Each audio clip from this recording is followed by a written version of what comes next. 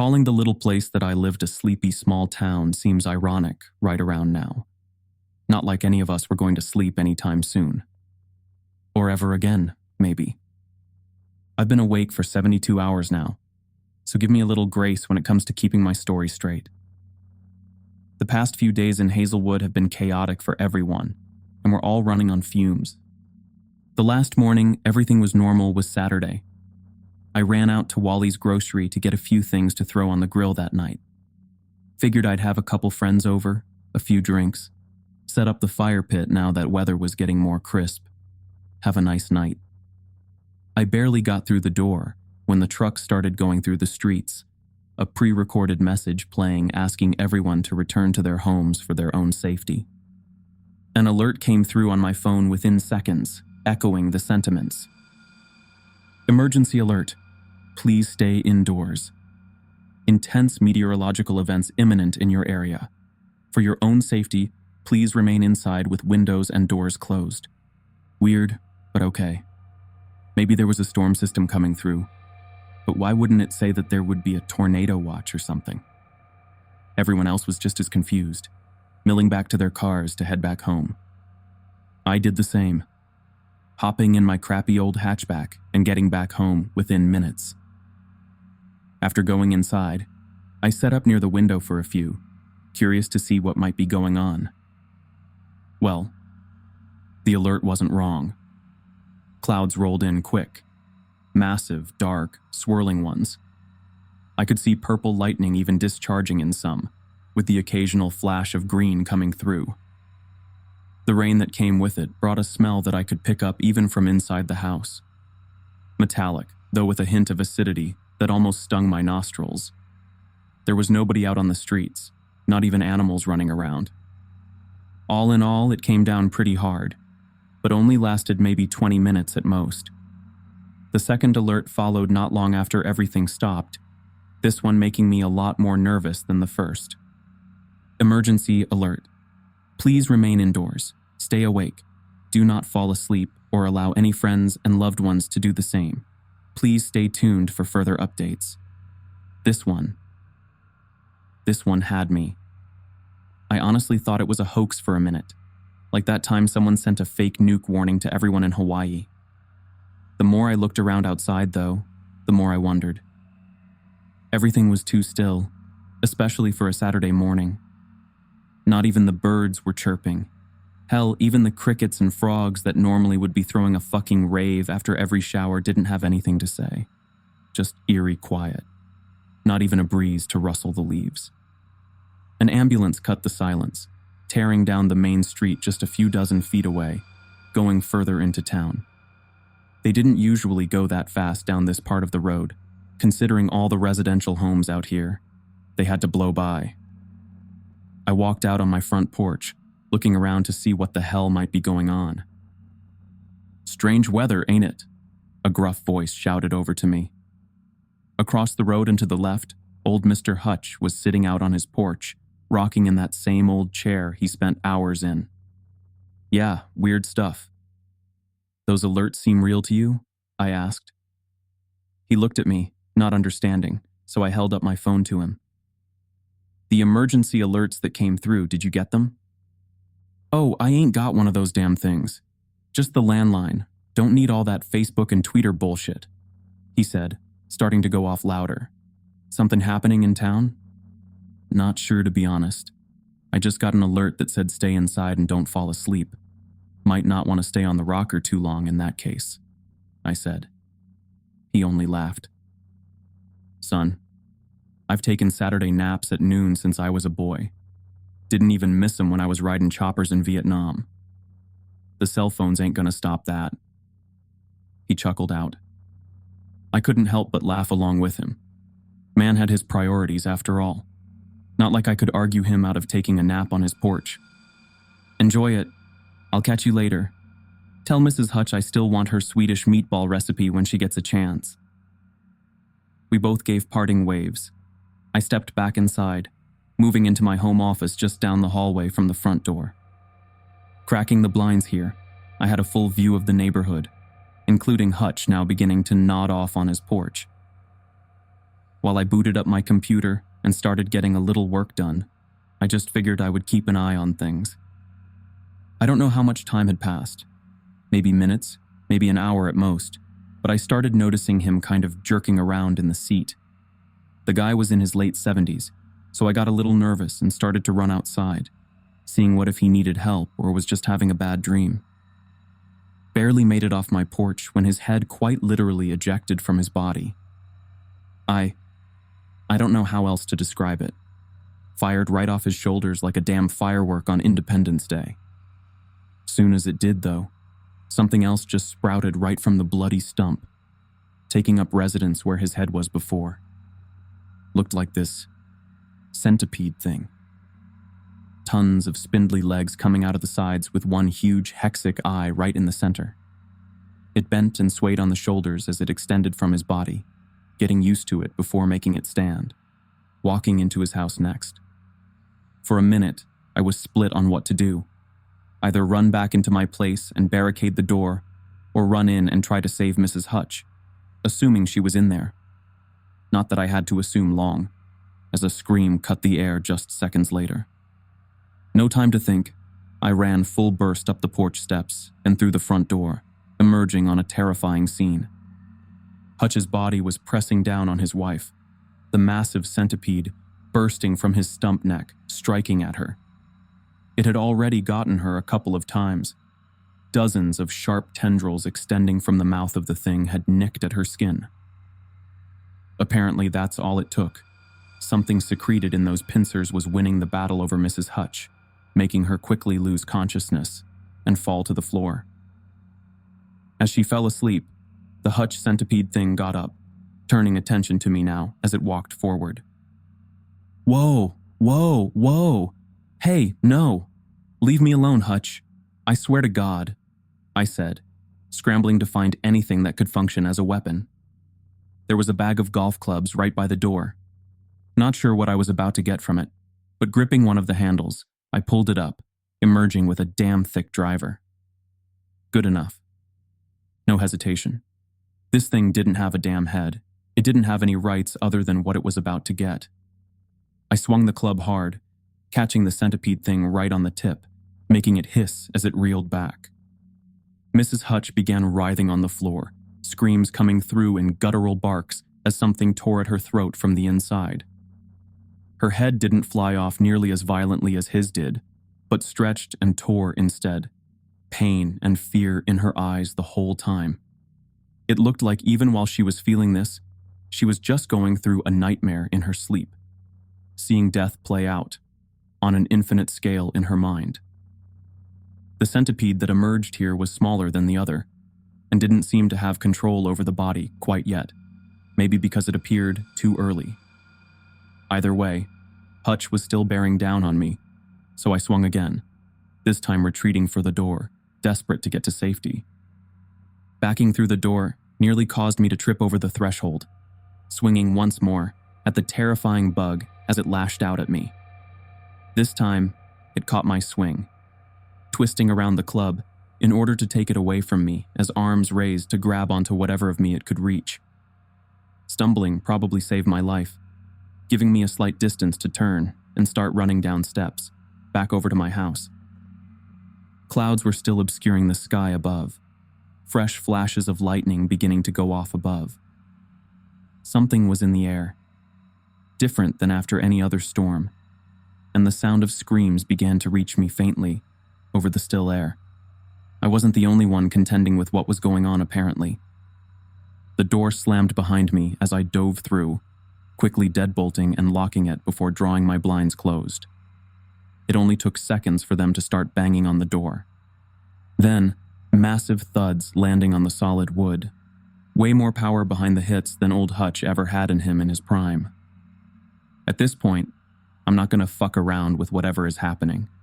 There was an old shotgun up in the attic in a case, left to me by Gramps when he died a few years ago. Things should still work. And if I remembered right, there was some ammo on hand in the same case it came with. Don't think I would have ever taken it out of the case otherwise. Thankfully, I could still remember all the shooting lessons he gave me when I was a kid, gun nut as he was. and it all began to come back. It wasn't much, just a pump action. 7 shells left in the ammo box that was in the case. It would be enough. I racked it, making sure there wasn't already a shell in the chamber, before beginning to load them in. The banging was still going at the door downstairs, but only one of them remained from the sound of it.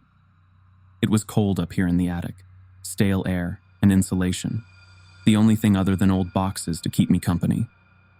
For a few minutes I checked out, I think, taking in the weight of everything happening today.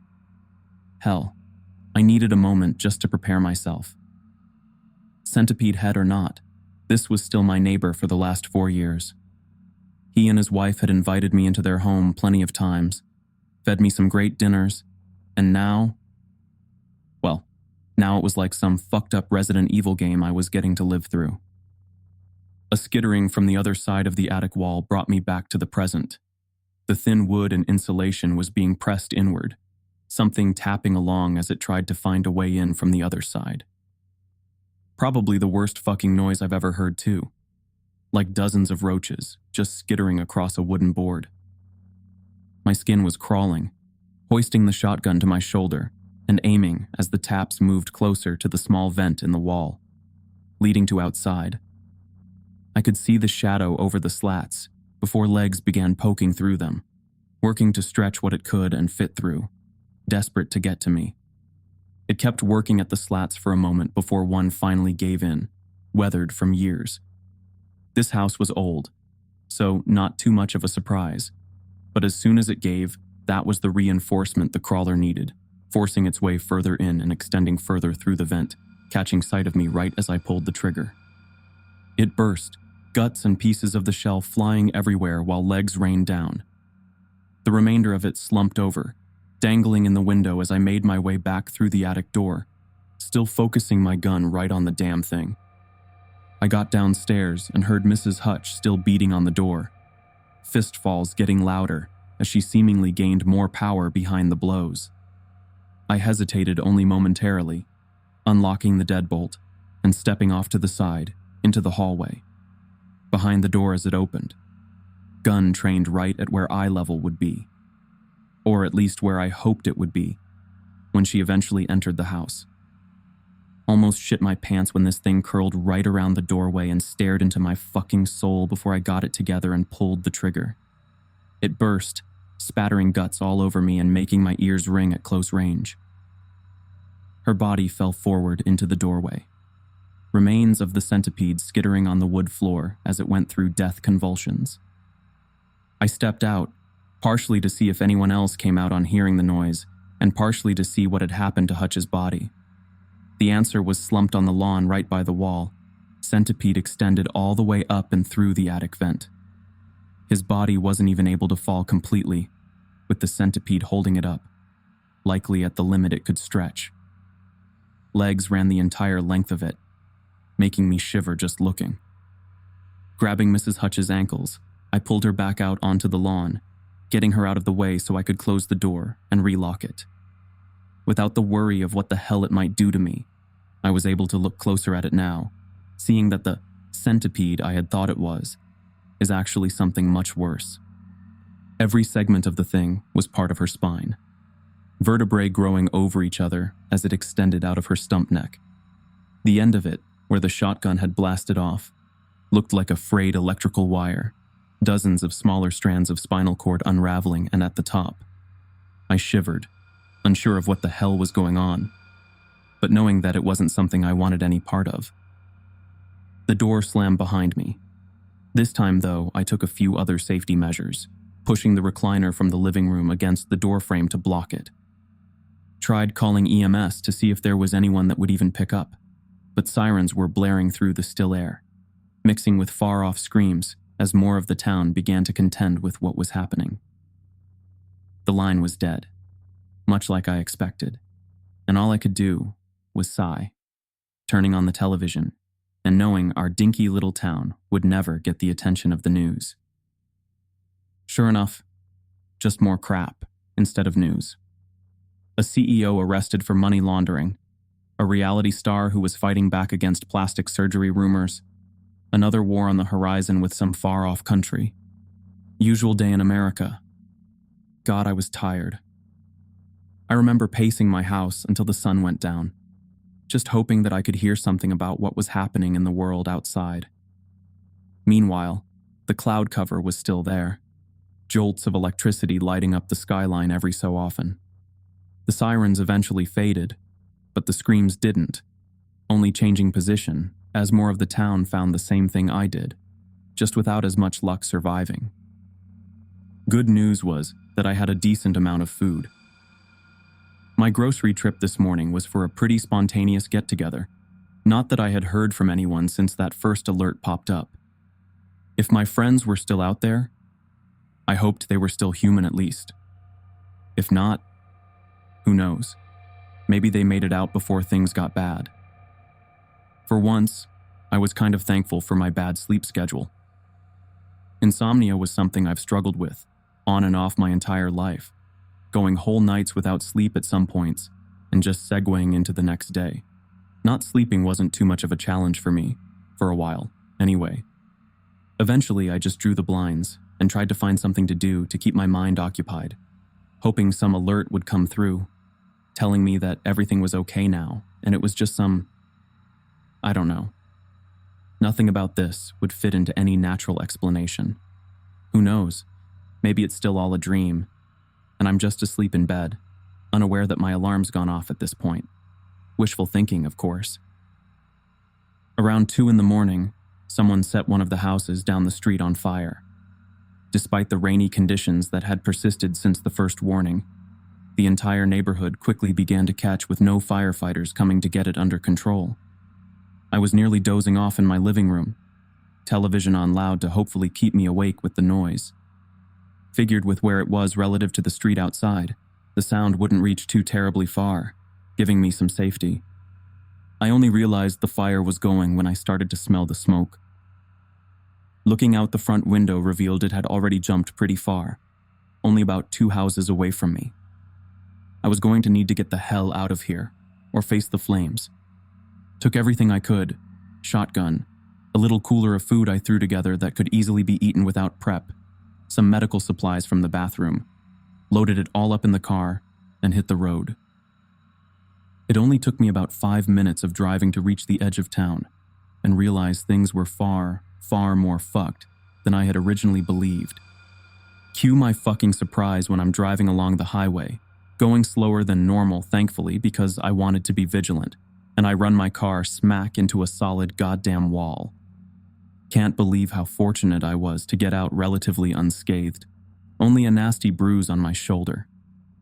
Getting out of the car though, I thought I had hit my head and gone to hell, because things just stopped making sense.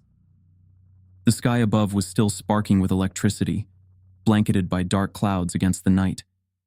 It obscured the top of whatever wall was blocking my way, though I don't know if it was so much of a wall as a boundary.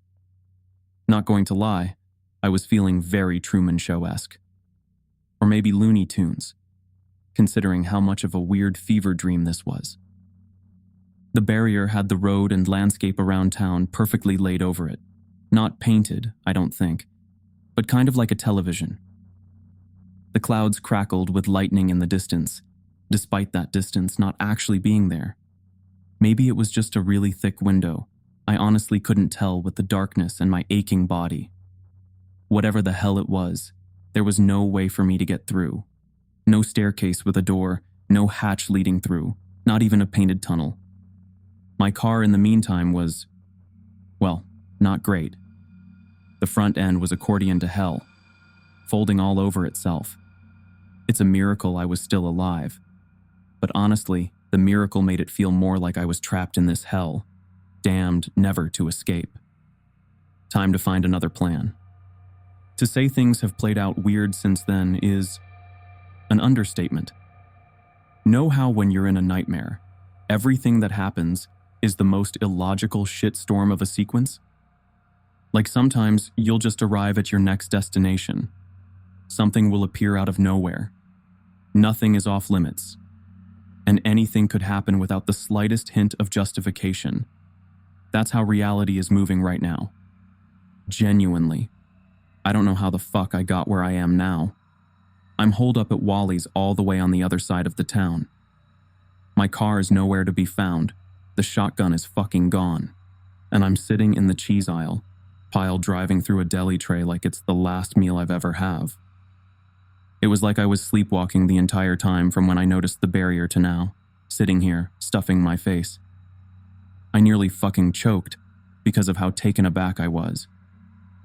Reminded me of smoking some bad shit back in my college days and finishing off a fifth of cheap vodka. Total blackout. My watch said it was around 2 in the afternoon on Monday now. Hours lost, no idea where. Suddenly, someone came around the corner into my aisle, making me stand and get ready to run. Whoa, you all right? A voice asks. Female, probably around my age. Seemed familiar. Perry, you okay over there? When did I get here? I asked, realizing my voice was shaking now. She hurried over, putting a hand on my shoulder. I recognize her now. Sarah, one of the cashier girls that works here during the weekdays. About 5 hours ago. You've been pretty out of it, though. Saying stuff about a wall. Looks like you took a pretty nasty bump, she said. I was starting to notice my surroundings more. The dim grocery store lit by every other halogen bulb in the place. Dark, overcast lights outside with the occasional lightning. Fuck. It wasn't a dream. There's more of those things out there, yeah? I said, looking toward the nearest exit now. The deli windows were boarded up tight against the outside, while the front doors were barricaded by all the shopping carts that could be brought in. God, I can't remember a damned thing. It's okay, Perry, all good. Come on over and talk to the others. We're trying to see if we can put anything together, she said, beckoning me back toward the stockroom. There were 4 others in there right now, all gathered in a little fort of pallets and supplies. One of them had set up with a knife, sharpening mop handles to use for defense. 2 guys, 2 girls, with Sarah and I joining to bring it to an even split between the 6 of us. You're looking rough, man, said one of the guys, the one not sharpening broom handles. I recognized him from somewhere, but the face just didn't quite reconcile with anyone I could think of. You run into the spines? The centipede things? Yeah, I said, nodding. The others all murmured agreement. Apparently we had all seen it at this point, surviving to get this far. I'm sorry, I can't remember how I got here. Nothing makes sense. It's starting to get that way for all of us. One of the girls, a blonde covered in tattoos, said, I was sitting safe in the truck stop off 90 just a few minutes ago, and now I'm here. Not a fucking clue how. You've been here for a few hours, though, Sarah mentioned, looking at her. The other woman, a smaller brunette with glasses that made her look like the binoculars from Toy Story, nodded in agreement. Sarah looked to the steak guy next. What about you? Stocking up in case of vampires? He just kept carving, sharpening one end of a mop handle that was already finished with a wicked point. Even then, he continued, his only words, I had a baby. That was enough for the rest of us to infer what must have happened.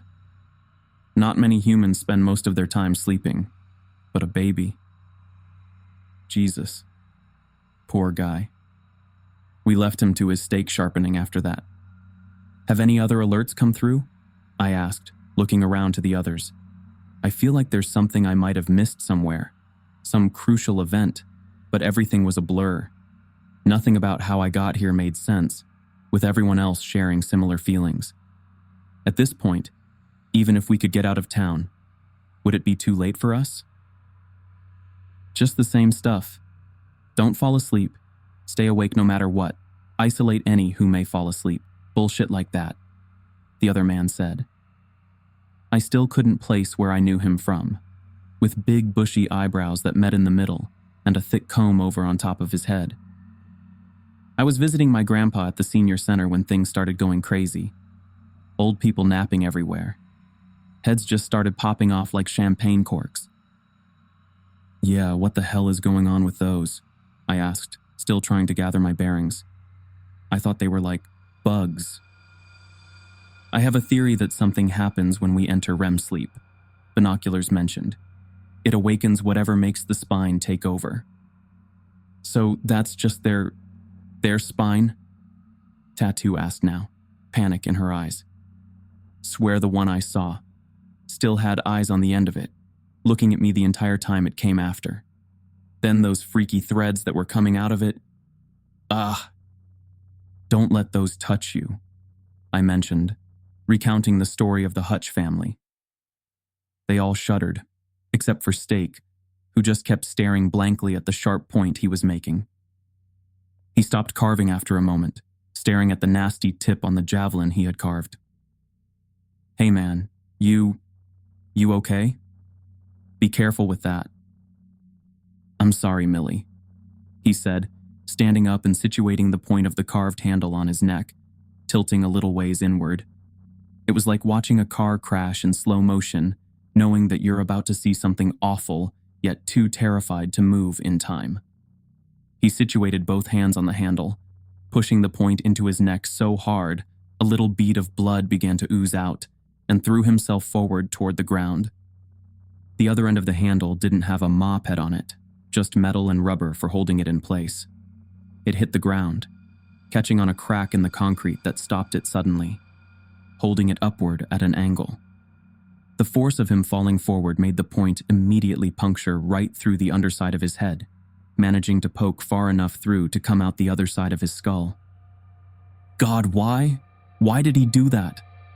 Sarah was backing away from the body screaming now, while I and the other strange man just jumped back and stopped, unsure of how to process what was going on. Binoculars and Tattoo were holding each other, both in tears. He's dead! Steak let out a half gurgle, almost a comical noise as if he was reassuring her he was still somehow kicking. His feet staggered forward a couple of steps, quickly beginning to slip in the blood pooling under him. I motioned for everyone to leave the stockroom, heading back into the main store and away from the horror in front of us. Is it bad if I'm jealous of him? Honestly, at the rate this is playing out, taking myself out doesn't seem like the worst option there is. Better than nodding off and having my spine rip out anyway. Exhaustion began setting in harder around then, with my irritability immediately beginning to turn up as my tiredness mounted. Tattoo and Binoculars were still crying. Strange Face wandered off to do his own thing, though I'm not sure what that involved. Sarah was near catatonic at this point, staring off into blank space behind her register, standing at attention like she was waiting for items to come down the line. The crying began to get on my nerves, sending me elsewhere to try and find something else to keep my mind busy. It started to get darker outside, lightning still popping through the clouds on occasion, when I found a small pocket radio on one of the shelves in the back. I swear, as I was walking around back there, Steak was following my every move, though. At some point, I'm pretty sure I saw him swivel around on his pole, trying to get a better look at what I was doing. When I checked him, though, he had no pulse, eyes glazed over in death. Nonetheless, the feeling persisted. It took me a minute to find batteries for the radio, but turning it on got me nothing. Just static on every station, blaring out with the same dull drone. I was about to give up when it suddenly shifted, a monotone voice coming over the tinny speaker. Please stay awake until the alert is lifted. Thank you. Attention. Collective personnel are on site to assess the situation. If you have found yourself in a Class 4 night terror, please do not be alarmed. Stay where you are. Find the nearest weapon. Defend yourself. Please stay awake until the alert is lifted. Thank you. I cut it off after the second one, shaking my head. My eyes were beginning to burn from the lack of sleep, drying out something terrible. I pushed the radio aside, not turning it off completely, but zoning out into a daydream for a moment. Attention. Collective personnel are on site to assess the situation. If you have found yourself in a Class 4 night terror, please do not be alarmed. Stay where you are. Find the nearest weapon. Kill yourself. My blood ran cold hearing the new deviation on the instructions. A scream finished freezing it over at glacial temperatures only seconds later. From near the registers, a woman's scream, but also, oh fuck. The skittering click-clack sound of the spines moving. Someone fell asleep. Tattoo was the one. Her head was grotesquely stuck in the rafters of the grocery store, empty eye sockets staring down at us as our problems unfolded below. It was a macabre audience, but the spine bursting forth from her neck began to spew threads almost too thin for the eye to see. Little nerves spread through the air, feeling for anything near that they could latch onto. The spine just kept rising out of her, making me half expect to see her body collapse without it to hold everything to a center. The nerves grabbed onto binoculars and Sarah, bringing the two women in closer as they got hold. Whatever it used to knock them out was effective, though, because almost immediately, it looked like they fell asleep. Within moments, their heads began to tear off, spines elongating out of the stumps to further stretch their necks until they disconnected with loud pops. The white bone was covered in blood and viscera, with the vertebrae clacking together, appearing as spindly legs as parts of bone stretched and elongated. The strange man came walking out of the aisles nearby now, hands outstretched in reverence to the three turned women in front of him. He began to walk in closer, uncaring of the nerves reaching through the quickly unraveling spines. Their fibers twisted and fanned out around them, floating ever so close to him without touching, as he seemed to dance in between them. Yes, embrace your exhaustion. Delicious, he said, doing one of the grossest things I've ever seen in my life. Just licking the viscera off the contracting spines as they wriggled, taking in their taste and relishing it. I just ran, didn't stop. I burst through the back door of the market and just kept on running. Suddenly, I'm on the main street in town, small buildings on every side. It's deserted, quiet, with nobody else out there but me. The thunder rumbles overhead as more purple and green lightning crack through the clouds. A burst of static comes through the radio in my right hand. I didn't even realize I had grabbed it. The same warning was playing, now with the kill yourself addendum running every time.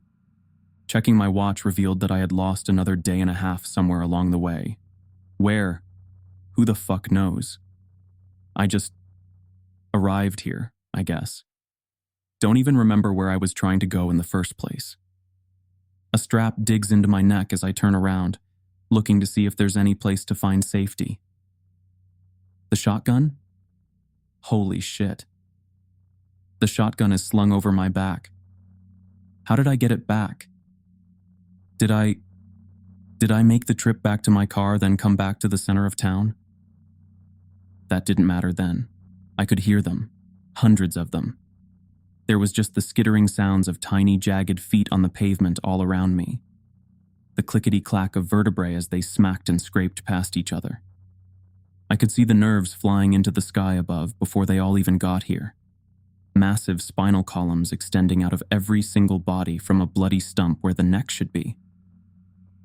There was a small flower shop to my right on the road that I tried to duck into, but couldn't get through the door. Even worse, when I looked at the door to see if I could break the glass, I realized it wasn't even glass. It was fake, just a picture on a wall showing a shop interior, fake handle sticking out to fool idiots like me looking for safety. "Perry, you must be tired." The strange man was back again, suddenly right in the middle of the crossed roads, looking right at me. His bushy eyebrows were furrowed, a small buck-toothed smile breaking through his lips. God, why did he seem so familiar but so terror-inducing? Everything about him just looked uncanny, off by the slightest bit. An imperfect impersonation of a human. "Just take a little nap. We'll make sure nobody bothers you." "What in the hell are you, man? What's going on?" I asked, tears breaking through my voice. "I was hoping to play with the rest of you more, you know. I mean, I've been starved, don't get me wrong, but I wanted to have fun with all of you." He was gleeful at this point. Didn't you say your grandpa turned? Was that a lie? I asked now, trying to stall it while I figured out something. Anything. Behind the dozens of spines that were lined up on each street, blocking the way out, I noticed that same solid backdrop. We were stuck here in the scene of a nightmare. No way in or out. This fucker must be the one causing it. Was it a lie? It did happen, just like all nightmares happen. Every little synapse firing in your brain is a very real situation, just one that only you ever experience. What happened to you in one person's dream might be different than what really happens to you, but that doesn't mean it didn't happen. All the cryptic shit was just making me more frustrated, already irritable from the lack of sleep. The nerves from those damned spines kept inching closer, moving in toward me. There wasn't any fucking way out of here. Attention! Collective personnel are on site to assess the situation. If you have found yourself in a Class 4 night terror, please do not be alarmed. Stay where you are. Find the nearest weapon. Kill yourself. The radio cut through, blaring static, and that same message. The strange man rolled his eyes, giving a loud groan. Ugh, those assholes. You know, they've kept me locked up for decades now. No wonder I've been able to eat so much. It's been forever since my last good meal. He began again. I pulled the shotgun off my back, hefting it at my shoulder and aiming at him.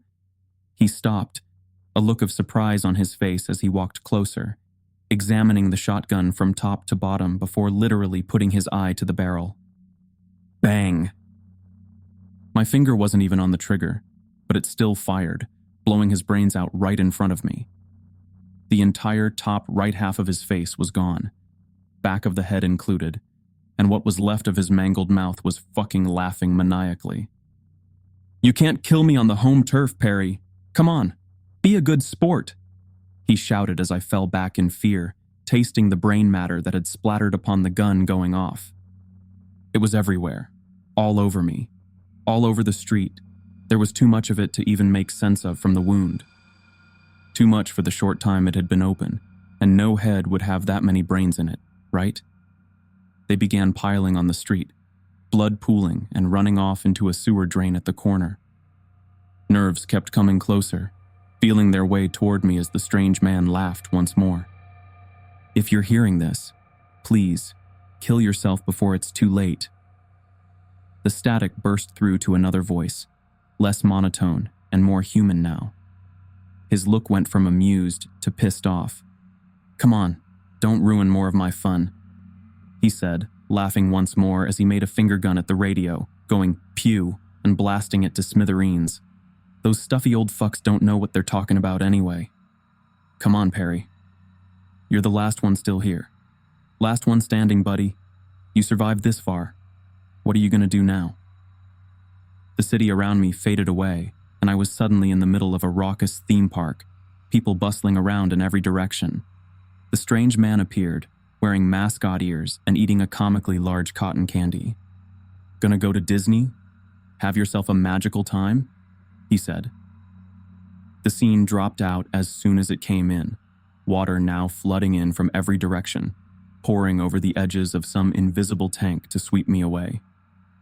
I desperately reached for something to keep my balance, before feeling sand under my feet, solid ground once again. He appeared once more, a comical tourist garb and huge camera slung around his neck.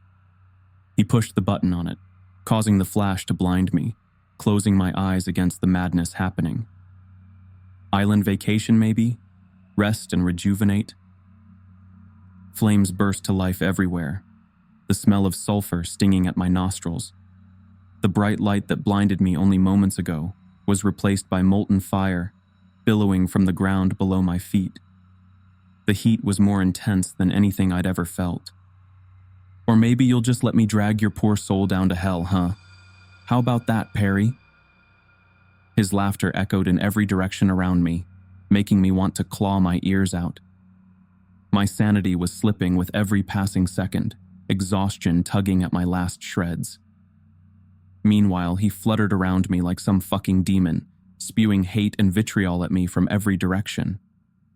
"No, stop," I said, flipping over the shotgun and putting the barrel in my mouth. I could hear him realize what I was doing before I even knew it, but it was too late to stop me. I pulled the trigger, feeling the explosion rip at the back of my throat in excruciating detail, blasting apart my brain from the insides. I was still alive. Everything hurt like hell. My entire skull felt hot, and my eardrums were definitely ruptured, but I was still alive.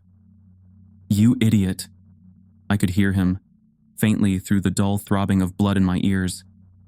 I tried to talk back but felt my jaw just fall, unsupported by the shredded muscles in my face. Did I fuck up that bad? "You aimed too low. Give me that."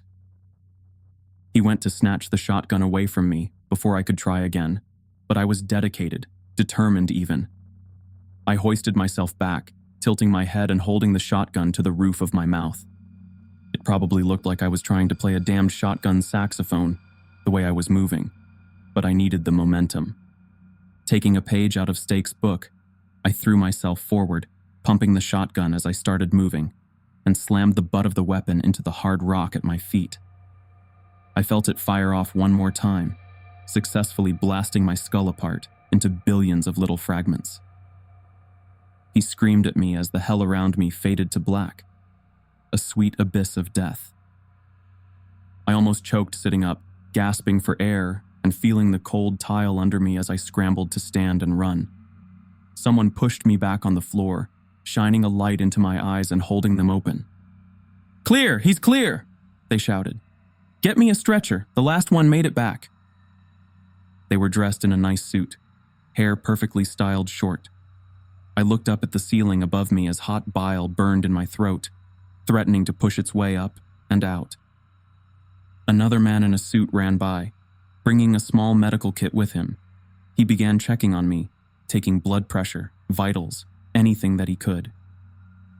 "Where the fuck am I?" I asked, choking back the bile. "Wally's grocer in Hazelwood, Georgia." The first agent that had shouted told me. "Do you remember what just happened to you, sir?" "How did I get back here?" I asked, still unsure of if I was going by the weird nightmare logic or actually got here in a real way. "You've been here a few days, sir. Tell me, did you see this person during your ordeal?" He held up a rough sketch, showing a man with bushy eyebrows, thick comb-over, and buck-toothed smile. The strange man who was pulling all the strings. All I could do was nod, still holding bile back. God, I was starving. "A few days?" The agent took my confirmation, beginning to talk into a monitor. "We have confirmation of a nocturne in the area. Please begin cleanse protocol," they said, getting an affirmative over the radio. The medical guy started to help me up, guiding me toward the door of the grocery store. We stepped out into bright sunlight, almost blinding me as I tried to adjust to it. When I finally did, the sight that met me was something that made me almost shut back down. Body bags lined up down the central street in town. Some fine, others with long, thick spinal cords with vertebrae stretched into small legs curling at the edge. No room to zip the bag around them. Oh my God. I fainted then and there, losing consciousness again. The next thing I knew, I woke up in a hospital room, unsure of what was going on. The people who brought me here have been in and out, asking me every damned question imaginable, cross-referencing others that had talked to me, and doing an entire investigation. From what one told me, this was a contained event, though most of Hazelwood was, well, dead. 3 days in a nightmare and the town collapsed. Everyone giving in to their exhaustion while that thing preyed on them. What a fucking way to go. I saw Stake walking through the hallway outside my door earlier today. He was carrying a little bundle, talking to it, and singing it songs. I noticed on one of his passes that a hand was sticking up from the bundle. Plastic, lifeless, but not to him. The nightmare was only beginning for him. No matter how much I've tried to get sleep since coming here, it just doesn't last long. The night terrors were rough, the spines haunting me through any dream, no matter how good it starts out. They said they're going to prescribe something for a dreamless sleep tonight. I hope it works. Thanks for staying till the end. If you found tonight's story intriguing and you're eager for more, please consider hitting the like button, subscribing, and sharing your reactions below. Your engagement helps us reach a wider audience. Until next time, remember, beyond the shadows, the darkness speaks, so listen closely.